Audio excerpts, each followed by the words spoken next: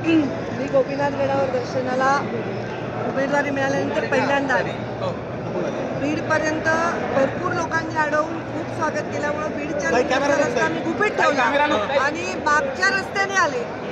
आणि मी माझे भाऊ आणि जिल्ह्याचे पालकमंत्री धनंजय मुंडे यांना सांगितलं होतं की मी तुमच्या घरी येणार आहे, आमच्या काकूंचे आशीर्वाद घेण्यासाठी, अण्णांचे आशीर्वाद घेण्यासाठी आणि तुम्हाला विनंती करण्यासाठी की तुम्ही राष्ट्रवादीचे प्रमुख आहात आणि तुम्ही पालकमंत्री आहात, तुम्ही आमच्या कामाला मदत करा.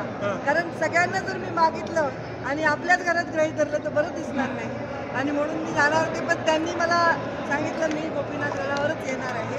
तर गोपीनाथ गडावर भाऊ आलाय, पालकमंत्र्याला भेटायला मी त्यांच्या घरात जाणार आहे.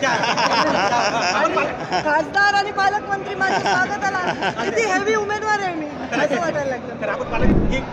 माझ्यासाठी म्हणण्यापेक्षा माझ्यासाठी हा अतिशय भावनिक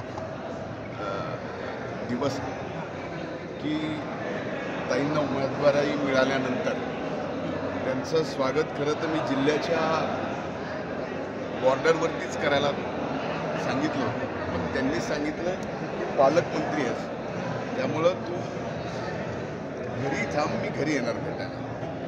पण शेवटी घरातला मी आज मोठा त्यामुळं आजपर्यंत हा नुसता बयानी मोठा आणि घरातला मोठा म्हणून नाही तर मनाचं मोठेपण पण दाखवावं लागतं. म्हणून आजच्या या भावनिक दिवशी आणि भावनिक स्वागताला कसलाही प्रोटोकॉल आणि पालकमंत्री पदाचा विषय नाही. माझ्या बहिणीला उमेदवारी मिळाली आहे, तिचं स्वागत करायला मोठा भाऊ म्हणून मी असणं आणि अभूतपूर्व स्वागत या पर्णीला व्हावं, कारण इथला लोकप्रतिनिधीसुद्धा मी आहे तिचा भाऊ. त्यामुळं तिने घरी यायच्या अगोदर मी तिची भेट घ्यावी, तिचं स्वागत करावं आणि नंतर घरी बोलवावं हे माझ्यासाठी जास्त भावनिक होतं.